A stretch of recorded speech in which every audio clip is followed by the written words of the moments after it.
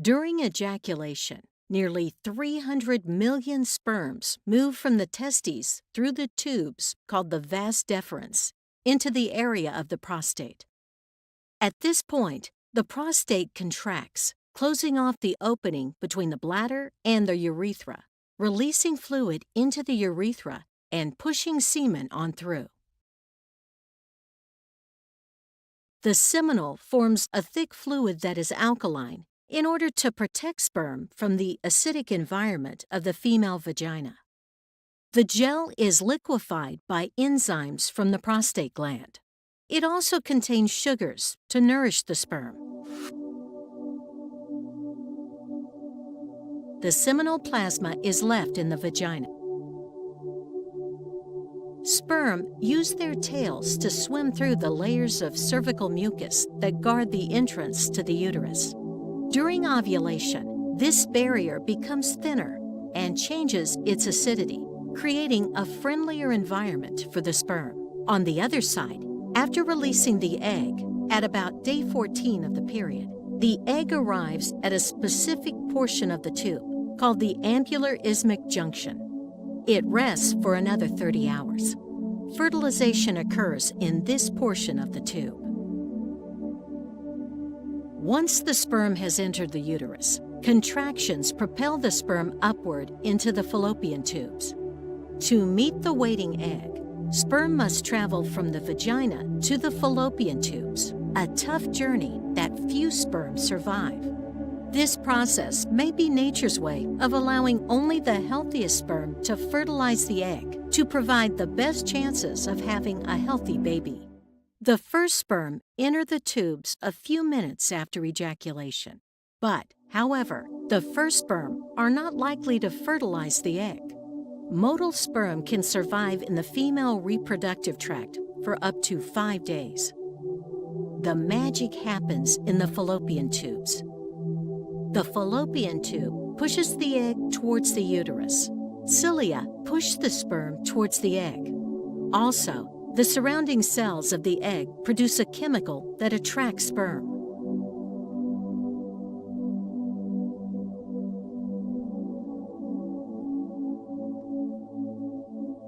The sperm first burrow through the cells of the corona radiata. Then, upon contact with the zona pellucida, the sperm bind to the receptors in the zona pellucida. Then, the enzyme-filled cap of the sperm, called the acrosome, releases its stored digestive enzymes. Finally, the sperm must fuse with the egg plasma membrane. This event causes the egg membrane to change and prevent other sperm from attaching to it. Now attached, the sperm's nucleus, where the chromosomes are stored, enters the egg cell, looking for the egg's nucleus. Egg combines genetic material with the sperm to create a full set of chromosomal DNA, with 23 pairs of chromosomes that contain a unique copy of half the genes of the parent source.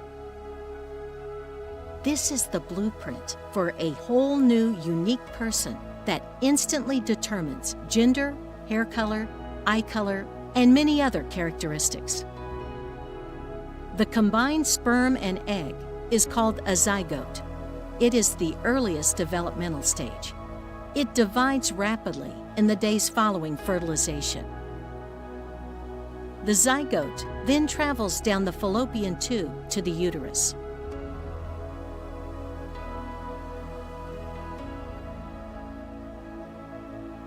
After fertilization, the zygote continues to divide and morph into a blastocyst ball of 16 cells, approximately 5 to 6 days after fertilization.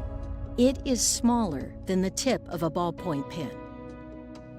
Only 20% to 30% of fertilized eggs will reach the blastocyst stage. Embryos that survive this stage of development have a high implantation potential once transferred into the uterine cavity. The blastocyst hatches out of its shell and burrow into the uterine wall, endometrium. which serves as the source of oxygen and nutrients. About 4 weeks from the beginning of the last period, near the next period, the blastocyst has begun to produce the pregnancy hormone to tell your ovaries to stop releasing eggs. From then on, the menstrual cycle pauses. The blastocyst is called an embryo now. Home pregnancy test might be able to get a positive result. At week 5, the circulatory system, brain, and spinal cord are beginning to form, and the tiny heart will start to beat. The baby's heart beats about 54 million times before birth. The placenta provides oxygen and nutrients to the growing baby and removes waste products from the baby's blood via the umbilical cord. The nose, mouth, and ears are starting to shape at week 6.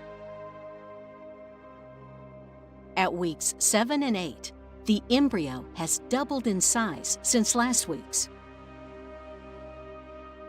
Little hands and feet start to grow. At week 9 to 12 of pregnancy, the embryo is called a fetus. The baby is almost fully formed and has completed the most critical portions. The facial features are more recognizable. The fetus's head is rotated and bent towards the chest, and he can occasionally touch his face. The diaphragm muscles start to grow. The reproductive, circulatory, and urinary systems are all at an advanced stage of development. The fetus will urinate in the amniotic sac. It is a sign of the proper functioning of the fetus's body.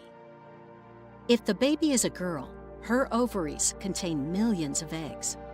If the fetus is a boy, his testicles will already start producing testosterone, male sex hormone, which is necessary for the development of his reproductive system. She or he is about 5 centimeters in size and 14 grams in weight.